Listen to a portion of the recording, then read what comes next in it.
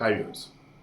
ప్రజాసేవలో చంద్రబాబుని, ప్రజలకి తన వంతు సాయం చేయట్లో విరాళం ఇచ్చే విషయంలో పవన్ కళ్యాణ్, వీళ్ళిద్దరిని చూస్తుంటే నిజంగా నాకు వీళ్ళు పిచ్చోళ్ళ లేదన్నప్పుడు ఎవర్రా వీళ్ళన్న ఫీలింగ్ అనమాట. నేను సీరియస్ చెప్తాను ఈ మాట. ఎందుకంటే మీరు సినీ ఇండస్ట్రీలో ఎవరినైనా సరే చూడండి, వాళ్ళ దగ్గర ఉన్న దాంట్లో ఏదో ప్రజలకు ఏదన్నా ఇబ్బంది ఉందన్నా, సమాజానికి మన అవసరం ఉందన్నా ఏదో కొంచెం ఇస్తారు. కానీ ఈ మనిషి ఏంటండి పవన్ కళ్యాణ్ అసలు ముందు వెనక అసలు ఆలోచించడు. కరోనా సమయంలో కానీ, అంతకుముందు కానీ, ఇప్పుడు కానీ, ఇప్పుడైనా మీరు చూడండి,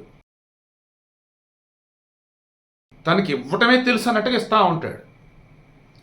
తనకి సినిమాల్లో నటించడం తప్ప వేరే ఏ రూపాన పవన్ కళ్యాణ్ రూపాయి రాదు. ఈ సినిమాల్లో నటించే వచ్చే డబ్బుతోనే ఇంటిని నడపాలి, పార్టీని నడపాలి, అండ్ పార్టీకి సంబంధించిన యాక్టివిటీస్ వైజ్ కానీ లేదా జనసేన కార్యకర్త సంబంధించిన మొత్తం ఖర్చు పెట్టుకోవాలి. ఇందులోనే మరలా చారిటీ యాక్టివిటీస్, ఈలోపు ఎవరైనా వచ్చి అడిగినప్పుడు వాళ్ళకి సాయం చేయటం, ఇలా గతంలో మనం గమనించాం. ఈ మనిషికి సంబంధించి ఏదైనా ఉందా లేదంటే నాగబాబు చెప్పాడు వచ్చి, పవన్ కళ్యాణ్ ఏదైనా ఒక సినిమా తీస్తున్నాడు అంటే తన దగ్గర డబ్బులు అయిపోయినాయి, ఇప్పుడు సినిమా తీస్తే ఇక డబ్బులు వస్తాయి అన్నట్టు.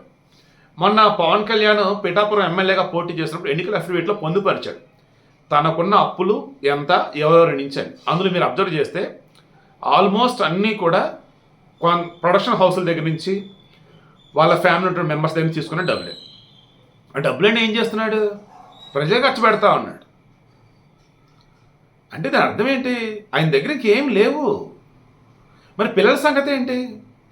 కుటుంబ సంగతి ఏంటంటే ఇల్లు ఉంది, వాళ్ళకి ఫిక్స్డ్ డిపాజిట్ ఎంతో చేశారని అన్నాడు మొన్న మధ్య. ఇంకంతే, వాళ్ళ కాళ్ళ మీద నిలబడాలా, బతకాలా, సంపాదించుకోవాలి అంతే. ఈయనంటే ఇంకేమేవాడు? ఈయన ఇచ్చేదా లేదంటే మంచి చదువు అండ్ ఉంటా ఇల్లు ఇస్తున్నాడు అంతే. ఎదగాలేక మీరే ఎదగాలన్నట్టు విలువలు నేర్పిస్తా అంటున్నాడు. ఇటువంటి వాళ్ళు నిజంగా చాలా అరుదండి. ఇటువంటి మనిషిని పట్టుకోనా ఆ జగన్మోహన్ రెడ్డి నానా రకాలుగా మాట్లాడాడు. ఇటువంటి మనిషిని పట్టుకోనా ఆ రోజు దారుణంగా మాట్లాడింది. ఇటువంటి మనిషినా ఘోరత ఘోరంగా నీచేత నీచగా వైసీపీలో మాట్లాడింది. అందుకే చెప్పించి కొట్టినట్టు చేశారు, 11 సీట్లుగా పరిమితం చేశారు. కానీ ఇంకా 39% మంది ఉన్నారండి ఓట్లు వేసిన వాళ్ళు. వాళ్ళు కూడా ఇప్పుడు మారాలి, వాళ్ళు మారతారు. ఎందుకంటే జగన్మోహన్ రెడ్డి ఈరోజు ఆంధ్రప్రదేశ్లో విజయవాడలో వరదలతో ప్రజలంతా అల్లల్లాడిపోతుంటే ఆయన బెంగళూరు నుంచి గన్నవరం వచ్చి, గన్నవరం నుంచి తాడేపల్లి వెళ్తా, లేదా పులివెందుల నుంచి ఈ గన్నవరం వచ్చి గన్నవరం నుంచి తాడేపల్లి వెళ్తా, ఆ మధ్యలో రామారపడ నుంచి ఆ ముందుకెళ్ళి జనాల దగ్గరికి వెళ్దాం అన్నట్టుగా ఏదో వెళ్ళాడు.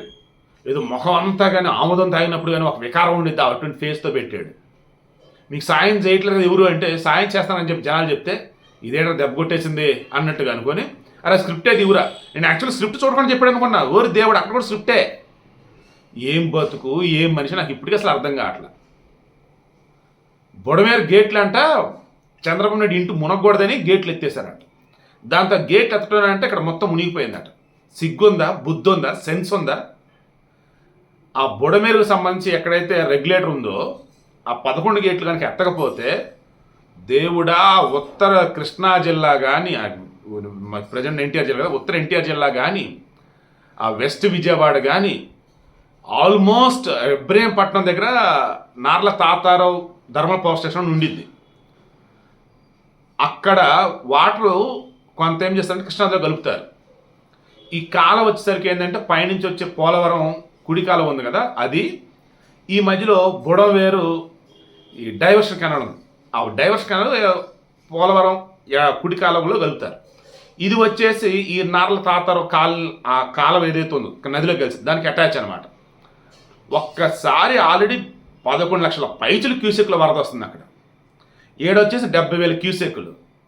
అది ఇది కలిస్తే వామ్మో ఒక ప్రళయం విలయం అనిపించదు మనకైతే. ఏది ఈ బుడమేరు రెగ్యులేటర్ ఏదైతే ఉందో వెలగలేరు దగ్గర, అది కనుక గేట్లు ఎత్తకపోతే అకస్మాత్తుగా వచ్చిన వరద అది. ఖమ్మం సగానే సగం మునిగిపోయింది. ఎందుకంటే అకస్మాత్తుగా వచ్చింది మున్నేరు వాగది. ఒక్కసారిగా భారీ వర్షం పడటం, ఇక కొండల్లో గుట్టలు కాలువలు అవి పొంగేసి ఒక్కసారి నీళ్ళు రావటం, దాంతో అటువంటిది ఊహించడానికి ఏం చేయగలుగుతారు ఇంకా ఆ సమయంలో అసలు ఏముండదు. చంద్రబాబు నాయుడు ఇల్లు మునగకూడదని ఈ బుడవేరు గేట్లు ఎత్తారు. ఆ బుడవేరు గేట్లు అవి డ్యామ్ కాదు, అది జస్ట్ రకంగా అడ్డుగోడ లాంటిది అంతే, ఎందుకు కంట్రోల్ చేయడానికి అన్నట్టు. ఆ కంట్రోల్ చెప్పచ్చు కూడా ఇంక అక్కడ లేదా వాడు జగన్. ఇక విరాళం విషయానికి వద్దామండి. ఒక పులిహోర ప్యాకెట్ ఇవ్వలేదండి నేను బాధితులకి. ఇంకా రకరకాలుగా ఘోరంగా మాట్లాడాడు. ఏమంటారు, కృష్ణానది పక్కనే ఉన్నటువంటి రిటైనింగ్ వాళ్ళు వీళ్ళు నిర్మించారు, చంద్రబాబు నాయుడు సమయంలో నిర్మించారు. బ్యాలెన్స్ చిన్న వర్క్ ఏదో ఉంటే వీళ్ళు వచ్చాక చేశారు. ఆ ప్రజావేదికలా కోల్సలేదు, అదొక్కటి ఈయన చేసిన మంచి జగనం. ఇక విరాళం ఎంత ఇచ్చారు ఏంటో అని చూస్తే దేవుడా ఒక్కలంటే ఒకళ్ళ విరాళం వైసీపీ నుంచి. జగన్మోహన్ రెడ్డి పార్టీ నుంచి ₹1 కోటి ప్రకటించాడు. వాళ్ళ ఇంట్లో డబ్బులు కాదు, పార్టీ నుంచి ₹1 కోటి ప్రకటించాడు. అది కూడా ఏంటి, ఎలా ఖర్చు పెట్టాలి, ఎవరికి ఇవ్వాలి, ఎలా ఆలోచిస్తారట, ఆలోచిస్తారట. కానీ ఇక్కడ పవన్ కళ్యాణ్ అండి ₹1 కోటి ఆంధ్రప్రదేశ్ ప్రభుత్వానికి CMRF chief minister relief fund కింద ఇచ్చాడు. దానికి ఇమీడియట్గా మొదలెట్టారు పుయ్యి నూతుకుంటా. ఏమని, తెలంగాణ వదిలేసాడు పవన్ కళ్యాణ్. ఇమ్మీడియట్గా తెలంగాణ చీఫ్ రిలీఫ్ ఫండ్కి మరలా ₹1 కోటి ఇచ్చి ఉన్నాడు.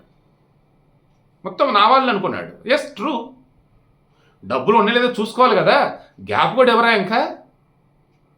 ఇక ఇప్పుడు తర్వాత చెక్ చేశాడు. ఏపీలో 400 పంచాయతీలు, పంచాయతీరాజ్ శాఖ మంత్రి కదా ఆయన పవన్ కళ్యాణ్. సో 400 పంచాయతీలకి ఈ వర్షాల వల్ల డ్రైనేజ్ సమస్యలు కానీ, ఊళ్ళలో తాగునీటి సమస్యలు, రకరకాల సమస్యలు వచ్చింది. ప్రభుత్వం నుంచి ఖచ్చితంగా ఫండ్స్ వెళ్తాయి. బట్ ముందైతే నేను ₹1,00,000 ఇస్తున్నా, ఒక్కో పంచాయతీకి 1,00,000 ఇస్తున్నా, 400 పంచాయతీకి 400 లక్షలు అంటే అప్పుడు ఎంత, ₹4 కోట్ల. దాంతో ఇమీడియట్గా పనులు స్టార్ట్ చేయండి అన్నారు. అక్కడ 4 కోట్లు, ఏపీకి ₹1 కోటి, తెలంగాణ ₹1 కోటి, ఎంత అంటే ₹6 కోట్ల.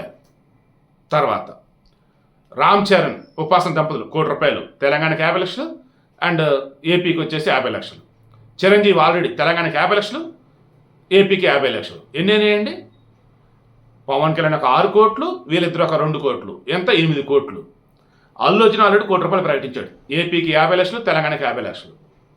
సో అల్లు అర్జున్ కూడా మెగా ఫ్యామిలీ పార్టీ కదా, లేదంటారు సరే పక్కన పెడదాం. 6 + 2 ఎంత 8 కోట్లు అండి.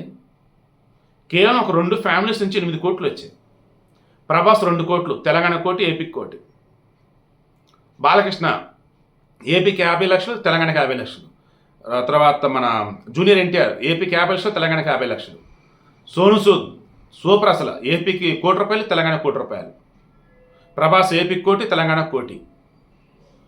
ఇక త్రివిక్రమ్ త్రివిక్రమ్ అండ్ వాళ్ళ ఫ్రెండ్ సర్కిల్ ఉన్నారు కదా, ప్రొడ్యూసర్ సితారా ఎంటర్టైన్మెంట్స్ ఎవరు వాళ్ళు తెలంగాణకి 25 lakhs, ఏపీకి 25 lakhs. జొన్నలగడ్డ సిద్ధు తెలంగాణకి 15 లక్షలు, ఏపీకి 15 లక్షలు. విశ్వక్సేన్ తెలంగాణకి 5 లక్షలు, ఏపీకి 5 లక్షలు. అమ్మాయి అన్న నాగల్య, ఆ పిల్లలు మెచ్చుకోవాలయ్యా, తెలంగాణకి 2.5 లక్షలు, ఏపీకి 2.5 లక్షలు. ఇంకెవరైనా మిస్ అయి ఉండొచ్చు. బ్యాలెన్స్ ఎవరంటే అక్కినేని ఫ్యామిలీ మొత్తం మీద కలిపి తెలంగాణకి 50 లక్షలు, ఏపీకి 50 లక్షలు. అన్నపూర్ణ స్టూడియోస్ వాళ్ళ ఇండస్ట్రీ ఉంది వైజాగ్లో, ఇవన్నీ కలగలిపి తెలంగాణకి 50 లక్షలు, ఏపీకి 50 లక్షలు. నందమూరి బాలకృష్ణ ఏపీకి 50 లక్షలు, తెలంగాణకి 50 లక్షలు. Nara Bhuvaneswari from Heritage Foods Telangana ₹1 కోటి, ఏపీకి ₹1 కోటి. ఇప్పటికి ఇచ్చిన విరాళాలు అన్నమాట. ఇందులో వైఎస్ఆర్ ఫ్యామిలీ నుంచి రూపాయి తెలిసి ఇచ్చిన వాళ్ళు ఎవరు లేరు. ఆనాడు వైఎస్ఆర్ వల్ల కానీ, జగన్మోహన్ రెడ్డి వల్ల కానీ లబ్ధి పొందిన వాళ్ళు హెట్రో రెడ్డి ₹1, అరవింద్ రెడ్డి ₹1, సాయి ఎలక్ట్రికల్స్ రెడ్డి ₹1, మిథున్ రెడ్డి బ్యాచ్ ₹1, చెవిరెడ్డి భాస్కర్ ₹1, ఇలా చెప్పుకుంటూ పోతే అనకూడదు కానీ సిగ్గేస్తున్నాను నాకు ఈరోజు అయితే. ఎలా అంటే ఎవరైతే ఆనాడు వైఎస్ఆర్ హయాంలో, ఆ తర్వాత జగన్మోహన్ రెడ్డి హయాంలో దాచుకు తిన్నారు, ఈరోజు ₹1 ఇవ్వట్ల తెలంగాణ కానీ, ఏపీలో కానీ. అదేమంటే మళ్ళీ వంకలు పెడతాడు. సో ఇందాక పవన్ కళ్యాణ్ అన్నాడు, బాబు వంకలు పెడతాలు, సొల్లు కబుర్లు చెప్పాలి కదా, గ్రౌండ్లో రండి, నాతో పాటు రండి, తిరుగుదాం, సేవ చేయండి, ఆ తర్వాత మాట్లాడండి. ముందు ఇళ్లలో కూర్చొని వాగటం కాదు, ఏమైనా ఉంటే ప్రభుత్వానికి సాయం చేయండి, బాధ్యులుగా వాడతారు ఆ డబ్బులు, లెక్క ఉండిద్ది ఇదంతా అని చెప్పేసి అన్నారు. అబ్బే నోరెత్తట్ల. ఇంకా వైసీపీ అభిమానులు, జగన్ అభిమానులు ఎవరైనా ఉంటే, మీ మనస్సాక్షి అనేది మీకుంటే మారండి, బయటికి రండి. లేదు మేమంతా ఒకటే, మీరేర్రా బాబు అనుకుంటారా, మీ కర్మ, ఇంకా మీ నుంచి మేము దూరంగా ఉంటాం. బట్ పవన్ కళ్యాణ్ ఫ్యామిలీ కొంచెం ఉంచండి మీరు, ఓకేనా. అండ్ చంద్రబాబు గారు, సార్ ఆ వయసులో ఆ రకం నిద్రాహారాలు మాని ఆ రకంగా తిరగండి సార్. హెల్త్ జాగ్రత్త. అండ్ నా సిన్సియర్ రిక్వెస్ట్, మరలా ఈ నైట్ వర్షాలు పడతాయి అంటున్నారు, రేపు ఎల్లుండి వర్షాలు అంటున్నారు. ఆ బుడమేరు వచ్చేసి ఫ్లో ఇంకా తగ్గినట్లేదు. కొంచెం విజయవాడ చుట్టుపక్కల కొంచెం కేర్ఫుల్గా అయితే ఉండండి. ఎందుకంటే ఆల్రెడీ 3 చోట్ల గంటలు పెడితే ఒక చోట పూడ్చారు, ఇంకో 2 పూడ్చడానికి ట్రై చేస్తున్నారు. బట్ ఇలా మళ్ళీ క్లైమేట్ సహకరించదో తెలియటం వల్ల ప్లీజ్ దయచేసి జాగ్రత్త.